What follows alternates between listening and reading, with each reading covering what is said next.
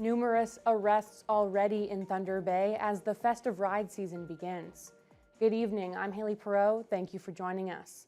It's that time of year again when many people host parties over the holidays and the prevalence of impaired driving tends to rise. Last night, Thunder Bay Police, the OPP, and other police agencies officially kicked off their annual Festive RIDE program. And the early results have police officials concerned. Jonathan Wilson reports. Impaired driving is not tolerable. It's something that we're going to enforce vigorously and that we're always going to be looking for. Thunder Bay Police Inspector Gordon Snyder hosted a news conference at the City Police Station on Thursday morning following the official launch of the Festive RIDE season. Over a dozen officers from City Police, the OPP, and other police forces were on Highway 61 near Broadway Avenue, checking every vehicle and looking for signs of alcohol or drug impairment.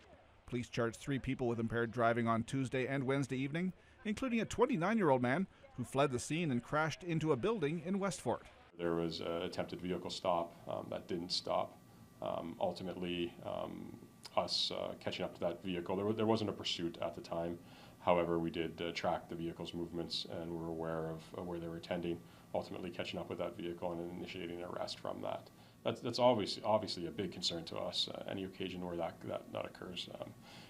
Again, our goal here is to make sure that the public's safe out on the roadways. Snyder says they've noticed some concerning trends with impaired driving in recent years, but he's also seen a few positive trends among families planning ahead for those holiday parties. Myself personally, I have seen a lot more of that over the years where, we see, teenage kids driving their parents home from a party, and it's great to see that kind of thing, and we are seeing a lot more of that.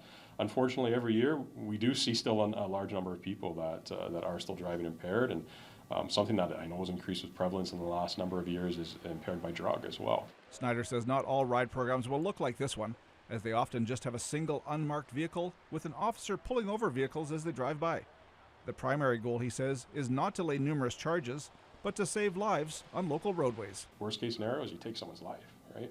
So really in the grand scheme of things, and one thing that I know a lot of our officers feel and that we've expressed is if we catch somebody on a ride program and arrest them for impaired driving, thank goodness, right? Thank goodness for them, thank goodness for anyone else that they may have caused harm to. The Festive RIDE programs will continue until just after New Year's Day. Jonathan Wilson, TBT News.